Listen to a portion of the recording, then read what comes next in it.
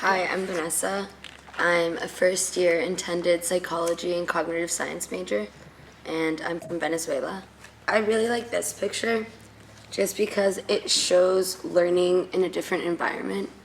And this is at Joshua Tree, and it's just a beautiful place, and I wish I could have a field trip here and learn about geology, which isn't a field that interests me very much, but if I were to go to a place like this, I feel like I would be more interested about it than just learning from it in a book. Just interacting with your environment and learning from it, just standing there, seeing these massive rocks. Who knows if in the future, classrooms won't exist and teachers will take their students outside. I'm Michael, and I'm a first-year computer science and applied math major. I really like this image because it shows them planning the Berkeley Art Museum. The building's such a unique design. When you're in a university system, especially one that's focused on research, you have the opportunity to push new designs and to push boundaries and to think about, do things really have to be, does the museum have to be this giant rectangular building that just has a few levels and some staircases? Alrighty. So my name is Patricia Lee. I'm a freshman and hopefully a public health major because you have to apply for it. Okay, so I really like this picture of an open heart surgery, and I believe this was San Francisco Center. I know that Ansel Adams was given the project of taking pictures of the UC in the future, and I thought, we've gone to space, we've done, as a country and even as a UC system, we've done so much research, and what's more futuristic than looking on the inside in the human body to discover more things. And so this heart surgery was just really amazing, and it was just all these wires. We've done so much right now, even with stem cell research and whatnot. There's so much research going on, and UC is one of the leading forces of that, and it's something I'm proud of being a part of. I love being able to, get my hands into something and learn, and, if it's computer programming, just muck around for a few hours and try and, tinker and figure out how something works, or, I think this one's really fun too. I'm not exactly sure what he's working on, but it's some type of early video monitoring or processing system. It still kind of captures that essence when even today, these systems are so much smaller, and you could probably do 100 times more work just on a small laptop or, even an iPad now. Even though, the technology seems antiquated now, I think it's great to see that it had to come from somewhere, and, you can't have an iPad without having a computer before, and you can't have a computer with all that work that goes into making the first, processors and things. So I think it's really cool to see that all these technologies can kind of come together in a school system where, everyone can have access to them.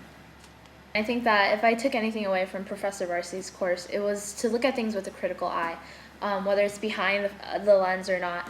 And I think one could argue that Ansel Adams' photographs hint at privatization. I think there is that in the background. You just don't notice that at first glance.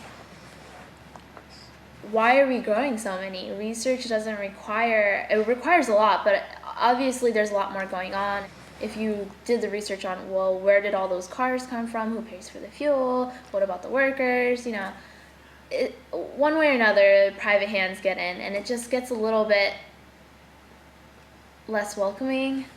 I think right now, and for the next few years, it's going to be really difficult to think about what's going to happen to these college campuses and the changes that are going to be made just because they need to be made. I understand that with the economy and whatnot, and just the competitiveness of our country, we need the help, especially with public funding decreasing. We need the help from somewhere, even if that's private. I just feel like it's like an unwelcome guest bringing gifts, and you're just a little bit flustered as to how to approach them and how to communicate with them, because it's a lot more, well, we'll give you the support, here's what you need to do. I need the support, but that's not what I want to do. And that conflict, I feel like, is something that was hinted throughout the photos. If you had a group of students photograph the campus today, it would just be a mind-blowing change. Just the whole private corporations, companies coming in and labeling our school to say we were here. To leave their stamp on a public university, to me, is just a little bit of me dies in the inside. I feel like it's like graffiti on our school. It's not something that tells me it's a public university. It's not something that welcomes me to research that's more on the intellectual level, and it's more for profit. I feel like when there's a lot of private companies coming in. I think one of the things about being public that's just so hard to portray in images too is it's not just that you have a benefit by, being a good taxpayer and being a good citizen, that you can actually have a more affordable education. The innovations that come out of the research and the research that's being done here ends up all being for the public, things that make it into our everyday lives. And it's so much easier for those types of things to happen at a university where we recognize that everything that's going to happen is going to actually go back, to society and actually going to, promote something other than just, money. All this research that we see in these pictures is actually going to benefit the public and the people of California.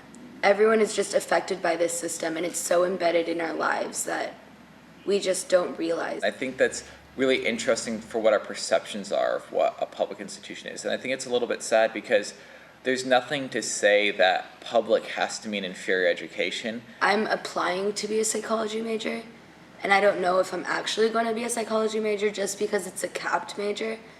The fact that you have to apply to be in a major because there aren't enough resources for everyone to pursue that field of studying is a little disconcerting. And I don't know, just the fact that many people who come here intending to be a public health major or a psychology major can't do that because we are limited and the resources that are given to those programs are limited.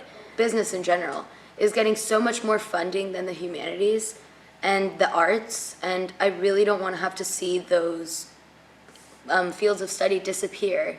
I think the UC system will adapt. I think online learning is going to be a huge deal, and it's something that I'm actually working on with a few other projects, but I don't think it's the answer for everyone, and I don't think that as big of a deal as it's going to be, I don't think that that's going to be the entire replacement for universities. We now all have laptop computers to do our own research, and we don't, in some sense, need the library, but we still have these great buildings and these huge places which students still go to just even sit in the library and use their laptop, and maybe they never pull out a book. But this infrastructure still exists and still lends to that feeling of, this is what I should be learning. This is the last picture I wanted to point out. I really enjoy it just because it's a little girl on her dad's back while he's doing research, and the caption says that he is doing research and brings his daughter while his wife is taking her English final. So it just shows that the UC system is in everyone's lives, and people who work at this university, their kids grow up here and it may be their home, and in the future she may be doing this research or other research in the within the system. And I just feel like this really demonstrates the future because he's looking into something that is research, and she's just sitting there enjoying herself. But in the future, she could be doing research. You could argue that it's just a picture of a father and daughter. There's nothing much to it. But because this was part of a UC project, you can tell that there is more to it. It's about the interaction between public and the university and what we do with the resources that we have.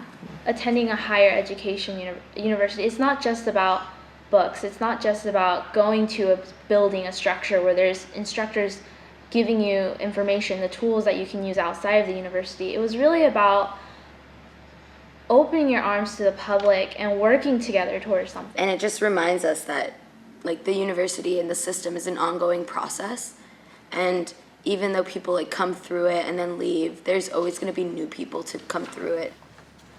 I really like the story this tells and the story behind the picture.